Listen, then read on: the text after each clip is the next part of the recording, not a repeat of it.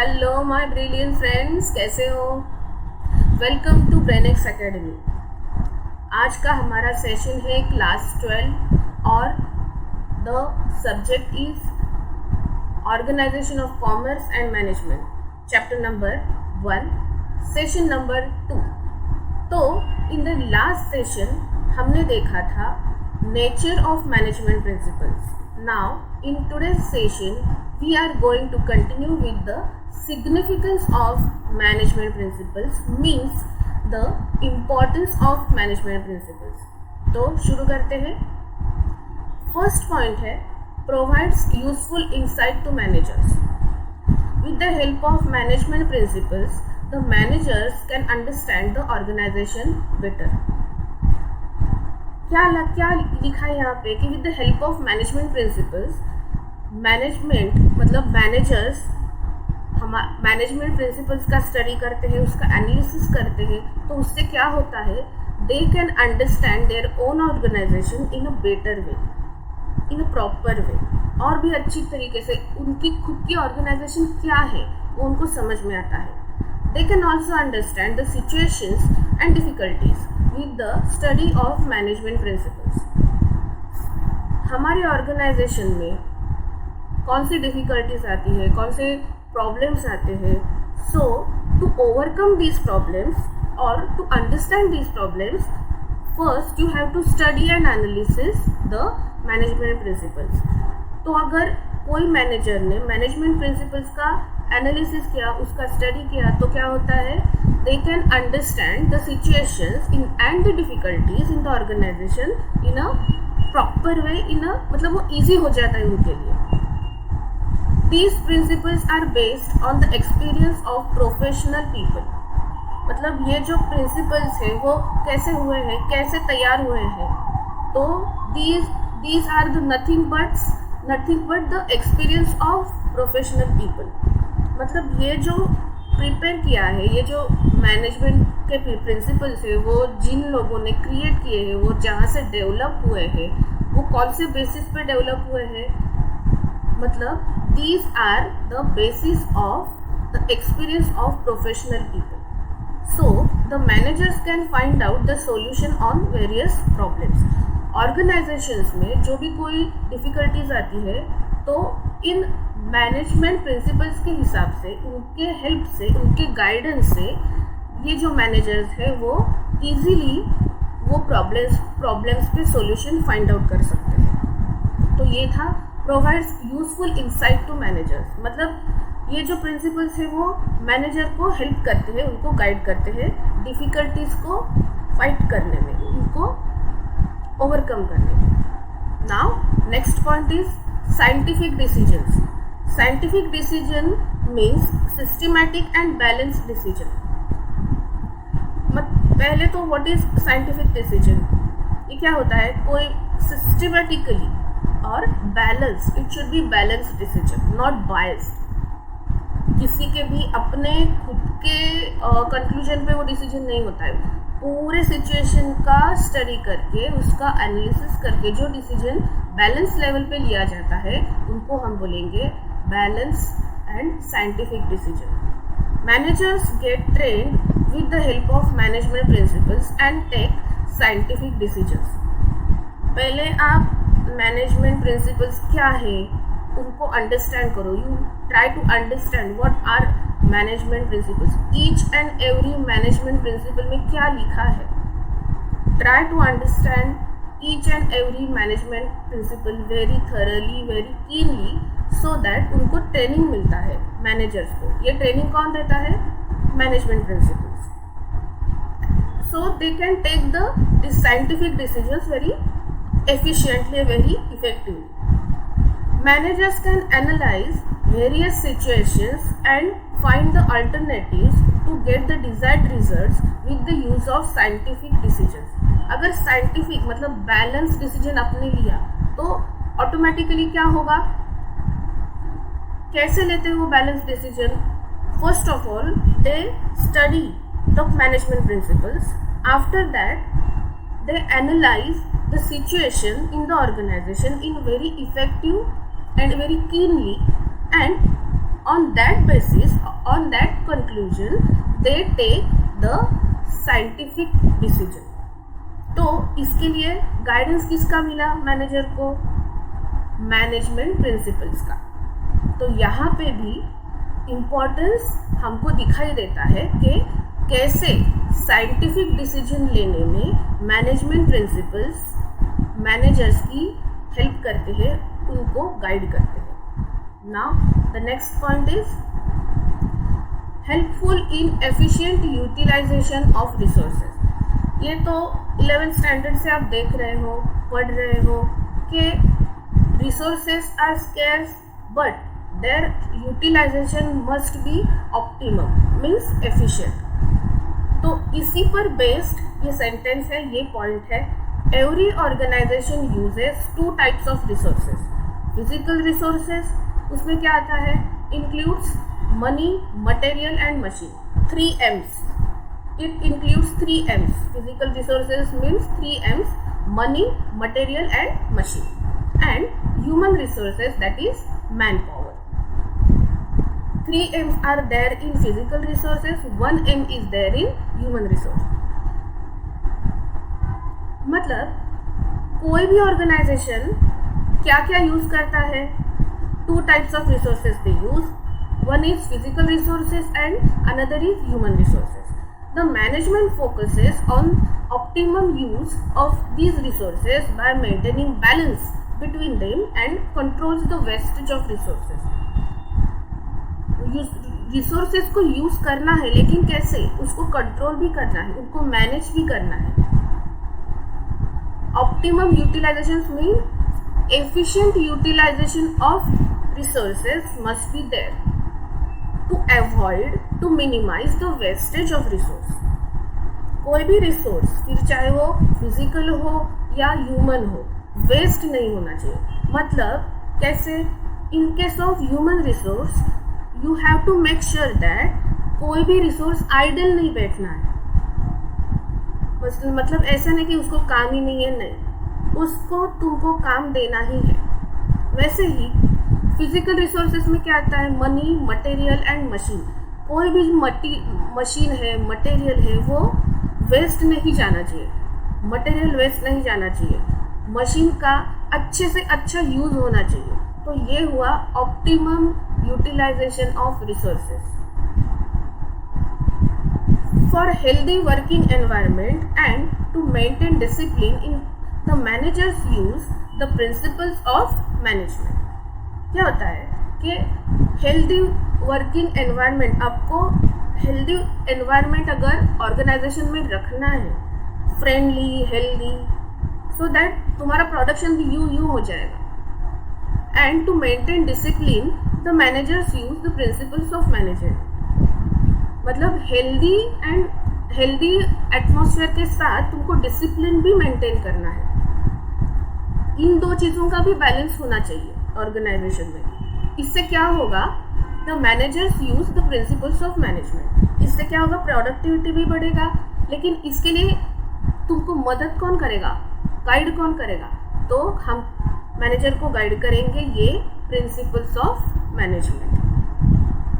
तो इन सब चीज़ों के लिए optimum utilisation of resources, to maintain healthy working environment and discipline, ये चीज़ें भी मेंटेन रखने के लिए तुमको कौन गाइड करता है, कौन हेल्प करता है? तो वो करते हैं management principles. It develops the cordial relationship between management and employees. मतलब वहाँ पे जैसे आप कोई भी मैनेजमेंट प्रिंसिपल को यूज़ करते हो, उसको अप्लाई करते हो ऑर्गेनाइजेशन में, उससे क्या होगा? तुम्हारा जो रिलेशन है विथ योर एम्प्लॉयज़ और एम्प्लॉयज़ का जो रिलेशन है विद देयर मैनेजर, ये एकदम हेल्दी बन जाता है. कॉर्डियल मतलब there is no miscommunication, there is no misunderstanding. कोई भी इंस्ट्रक्शन आप या तो फिर कोई भी ऑर्डर मैनेजर अगर अपने एम्प्लॉयज़ को देता है, तो एम्प्लॉयज़ के सुनने में गड़बड़ नहीं होनी चाहिए. जो मैनेजर कहता है वही एम्प्लॉय ने सुनना चाहिए. तो हम इसे कहते हैं cordial relationship. There must not be miscommunication, misunderstanding in the organization between management and employees. तो ये कैसे possible होगा? With the study of these management principles. Ultimately, it increases the efficiency level of employees. तो हर एक organisation का, मैं बार बार हर एक lecture में बोलती हूँ कि हर एक ऑर्गेनाइजेशन का अल्टीमेट मोटो क्या होता है?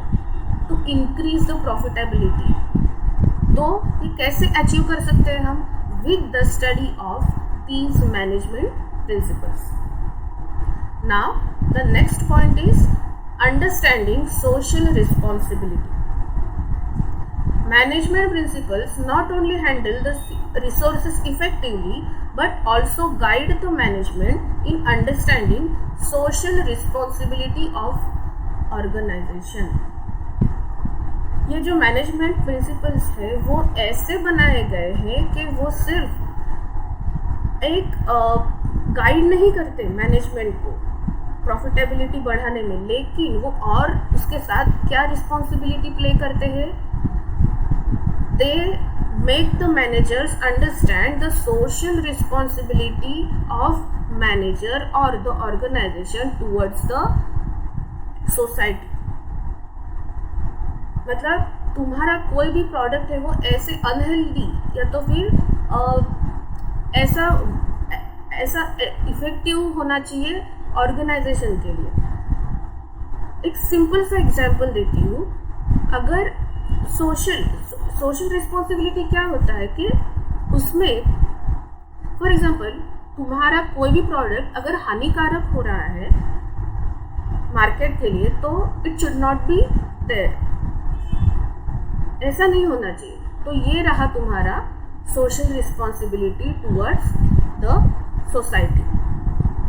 तो these principles make the management and the employees understand कि तुम्हारा सोशल रिस्पॉन्सिबिलिटी क्या है. It helps the management to focus more on quality products at reasonable prices to avoid artificial monopolistic situations in the market, fair competition, fair remuneration, change in environment, healthy working place, standard tools and machinery etcetera. तो ये जो principles है वो क्या guide करते हैं manager को? तुम प्रोडक्ट्स बनाओ, लेकिन कैसे बनाओ? It should be reasonable. हर एक जो कस्टमर प्रोडक्ट को ले रहा है उसकी पॉकेट को वो अफोर्डेबल होना चाहिए. To avoid artificial monopolistic situations in the market. Artificial monopolistic situations मतलब मोनोपोलिस्टिक सिचुएशन है तो व्हाट इज मोनोपोली? एक ही ऑर्गेनाइजेशन का राज चलता है, तो ऐसा नहीं होना चाहिए. तो दीज मैनेजमेंट प्रिंसिपल्स टीच और guide the managers to avoid the artificial monopolistic situations in the market. There should be fair competition. Competition होना चाहिए लेकिन वो फेयर होना चाहिए. हेल्दी कॉम्पिटिशन होना चाहिए. Fair remuneration. एम्प्लॉयज़ को तुम रेम्यूनरेशन मीन्स सैलरी देते हो, उनको पेमेंट देते हो, लेकिन वो कैसे होना चाहिए? फेयर होना चाहिए, इक्वल होना चाहिए. Change in environment. एनवायरनमेंट के हिसाब से तुम्हारा प्रोडक्ट भी चेंज होता है, तो वैसे हमको एडजस्ट होना चाहिए. Healthy working place, standard tools and machinery. जो टूल्स जो मशीनरी तुम यूज़ कर रहे हो वो स्टैंडर्ड होनी चाहिए, अच्छी होनी चाहिए. उससे जो प्रोडक्शन आता है वो अच्छा होना चाहिए, प्रॉपर होना चाहिए. उसके बाद हेल्दी वर्किंग प्लेस. जहाँ पे आप काम कर रहे हो the working place should be healthy. Healthy माने क्या कि वहाँ पे हाइजीन के जो तुम्हारे हैबिट्स है वो भी वहाँ पे होने चाहिए. मतलब टॉयलेट सिस्टम, ये सारे जो तुम्हारे हाइजीन के हैबिट्स है वो तुम्हारे वर्किंग प्लेस में होने चाहिए. तो ये सारी जो चीज़ें हैं वो कौन सिखाता है हमको? Management principles. Now next point is encourages research and development. यहाँ पे भी आ गया research and development. Management principles are dynamic as they change as per business world changes. मतलब these are what is dynamic मतलब full of energy and ideas. तो ये जो प्रिंसिपल्स है management principles, they are dynamic in nature. वो ऐसे बने हैं कि जब उन प्रिंसिपल्स को तुम स्टडी करते हो, उनका एनालिसिस करते हो, तो तुम्हें एकदम सा जोश आ जाता है, तुम्हें इट्स फुल ऑफ एनर्जी आ जाती है कि नहीं मैं ऑर्गेनाइजेशन के लिए ये करूँगा, मैं वो करूँगा, ऐसे ऐसे प्रोडक्टिविटी बढ़ाऊँगा ऑर्गेनाइजेशन का. तो these principles are full of energy, means dynamic, as they change as per business world changes. हमने इंट्रोडक्शन में भी पढ़ा था कि मैनेजमेंट प्रिंसिपल्स को हम मोल्ड कर सकते हैं, उनको चेंज कर सकते हैं as per the business world, business situations. जैसे ही बिजनेस वर्ल्ड चेंज होता है वैसे ही हम अपने तरीके से, अपने कन्वीनियंस से मैनेजमेंट प्रिंसिपल्स को मोल्ड कर सकते हैं, उनको चेंज कर सकते हैं. These principles have developed in such a way that they suit the current needs. मतलब जो अभी मार्केट नीड्स है, अभी मार्केट कंडीशन क्या है, उसके हिसाब से ये मैनेजमेंट प्रिंसिपल्स चेंज होते हैं. तो वो बनाए ही ऐसे गए हैं कि they suit as per the current needs. Management principles enable the managers to bring constant development in them. मतलब मैनेजमेंट प्रिंसिपल्स हमारे मैनेजर को ये सिखाते हैं कि there should be constant development होना चाहिए. So the managers are able to adopt new trends at the work place. क्या है, कोई भी स्टैटिक पोजीशन को हम स्ट्रिक्ट नहीं रह सकते. मार्केट में आपका जो कॉम्पिटिटर है वो क्या यूज़ कर रहा है, उसके हिसाब से वो कौन सी टेक्नोलॉजी वो यूज़ कर रहा है, उसके हिसाब से आपको भी अपने प्रोडक्शन में ये सब चेंजेस करने पड़ते हैं. तो ये मैनेजमेंट प्रिंसिपल्स हमको यही सिखाते हैं कि they develop scientific approach. The managers are able to adopt new trends at the work place. Management principles के स्टडी से, उसके एनालिसिस से मैनेजर यही तो सीखता है कि you have to adopt new trends as per the market trend. They develop scientific approach towards research and development and growth of the organisation. क्या होता है, दे डेवलप साइंटिफिक अप्रोच. जैसे ही मैनेजमेंट प्रिंसिपल्स का हम एनालिसिस करते हैं तो क्या होता है, मैनेजर्स में उसका एक अप्रोच क्रिएट हो जाता है. रिसर्च एंड डेवलपमेंट वो कॉन्स्टेंटली करने लगता है अपने ऑर्गेनाइजेशन के लिए, अपने ऑर्गेनाइजेशन की ग्रोथ के लिए, और अल्टीमेटली उसके रिजल्ट्स क्या मिलेंगे आपको, इंक्रीज इन प्रोडक्टिविटी. तो अल्टीमेटली ये जो प्रिंसिपल्स है मैनेजमेंट के, वो मैनेजर्स को पुश करते हैं कि you just research, you just develop, constantly develop करो, कॉन्स्टेंटली रिसर्च करो. वो पुश करते हैं मैनेजर को. Now next point is helps to coordinate and control. Management principles act as guidelines to have better coordination and control among various employees working in different departments. Coordination होना भी बहुत ज़रूरी होता है दो डिपार्टमेंट्स में. ऑर्गेनाइजेशन में अलग अलग डिपार्टमेंट्स रहते हैं, sales department, purchase department, accounts department, finance department. तो इन सारे डिपार्टमेंट्स में कोऑर्डिनेशन होना ज़रूरी है, कम्युनिकेशन होना ज़रूरी है. कोऑर्डिनेशन और कम्युनिकेशन के साथ साथ मेंटेन ऑफ कंट्रोल का होना भी ज़रूरी है. तो ये कौन सिखाता है, कौन गाइड करता है मैनेजर को in this regard, these management principles. तो it is difficult task for the managers to keep control on the performance of all team members.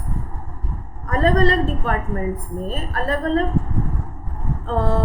For example sales department, purchase department, इन सारे departments में अलग अलग number of people रहते हैं, number of team members रहते हैं. लेकिन इन सब टीम मेंबर्स को एक अकेला मैनेजर कैसे गाइड करेगा, कैसे कंट्रोल करेगा. तो ये कैसे कंट्रोल करेगा, with the help of these management principles. ये था इस पॉइंट का explanation, helps to coordinate and control. तो मैनेजमेंट प्रिंसिपल जो होते हैं वो मैनेजर को गाइड करते हैं कि कैसे एक ही जगह बैठकर सारे एम्प्लॉयज़ को, सारे डिपार्टमेंट के अलग अलग एम्प्लॉयज़ को तुमको कैसे कंट्रोल करना है, ये दीज मैनेजमेंट प्रिंसिपल्स मैनेजर्स को सिखाते हैं। Develops objective approach. One can develop objective approach with the help of various management principles. Managers take decisions on daily basis. ये तो मैनेजर का रोज़ का काम ही होता है कि हर एक दिन नया सिचुएशन आ जाता है, तो depending upon the situation manager has to take some decision. तो ये तो उनका पार्ट एंड पार्सल, मतलब ये रोज़ का डेली एक्टिविटी होता है टू टेक, छोटे छोटे रहते हैं लेकिन वो डिसीजंस उसको लेने पड़ते हैं। So, one can develop objective approach with the help of various management principles. Objective approach means तुम्हारा गोल क्या है, तो these principles direct the managers towards the objective of the organization. तो तुमको पुश करते कि नहीं, तुमको ये अचीव करना है, तो तुमको इसी दिशा में चलना है, इसी दिशा से ही तुमको चलना है। So these principles direct the manager towards their objective. These management principles help the managers to identify business opportunities, root causes of the problems in the correct manner. और ये principles क्या सिखाते हैं, क्या हाईलाइट करते हैं मैनेजर को कि different to identify business opportunities. कौन से बिजनेस अपॉर्चुनिटीज अभी करंट सिचुएशन में है मार्केट में, तो तुमको आइडेंटिफाई करने को आना चाहिए, लेकिन कैसे, किनके गाइड से, मैनेजमेंट प्रिंसिपल्स के गाइड से। And root causes of the problems in the correct manner. Problem है लेकिन उसके रूट कॉज तक, मतलब उसके जड़ तक तुमको जाना है, प्रॉब्लम क्यों आ रहा है, उसका एनालिसिस करो। कैसे करो? With these management principles. उसका सहारा लो, उसकी मदद लो, मैनेजमेंट प्रिंसिपल्स की मदद लो और प्रॉब्लम की जड़ तक जाओ, तो you will get a better solution and easy solution. लेकिन इसके लिए क्या ज़रूरी है? इसके लिए मैनेजमेंट प्रिंसिपल्स का स्टडी करना, एनालिसिस करना मैनेजर के लिए बहुत ज़रूरी है। तो once again we will read these management principles helps the manager to identify business opportunities, root causes of the problems in correct manner. Business opportunities क्या है, root causes of the problems वो क्या है, ये अच्छे से करेक्टली एकदम properly कौन सिखाता है? Management principles. These principles build and increase the confidence level of the managers. कैसे बढ़ता है ये कॉन्फिडेंस लेवल? एक बार अगर सिचुएशन को प्रॉब्लम को मैनेजर ने एनालाइज किया और उस पर ऑन दैट सिचुएशन उसने एकदम प्रॉपर डिसीजन लिया जो सक्सेसफुल हुआ, तो क्या हुआ? इससे क्या हुआ? मैनेजर का कॉन्फिडेंस बढ़ गया। और एक एग्जांपल, बिजनेस अपॉर्चुनिटीज मैनेजर ने अच्छे से कैच कर ली, तो क्या हुआ? इससे क्या हुआ? अच्छे से बिजनेस अपॉर्चुनिटी को कैच किया, उसको इम्प्लीमेंट किया, उसका यूज किया और अल्टीमेटली क्या हुआ? बिजनेस ऑर्गेनाइजेशन हमारा ग्रो हुआ। कैसे? प्रॉफिटेबिलिटी में इंक्रीज हुआ। तो क्या हुआ इन दो चीजों से? मैनेजर को ऐसा लगा कि हाँ मैं भी ये कर सकता हूँ। लेकिन ये कैसे हुआ, कैसे पॉसिबल हुआ? With the study of these management principles. तो दोस्तों आज के सेशन में सिर्फ इतना है। हमने आज देखा significance means importance of management principles. अगर मैंने ईच एंड एवरी पॉइंट का एक्सप्लेनेशन तो बहुत अच्छे तरीके से दिया है, लेकिन फिर भी अगर आपको ऐसे लगता है कि और भी आपको कुछ चाहिए, कोई क्वेरीज है, कोई डाउट्स है, तो मुझे कमेंट सेक्शन में उन डाउट्स को लिख के भेजो। I will try to sort out these problems and your queries. मिलते हैं in the next session. Till then good bye.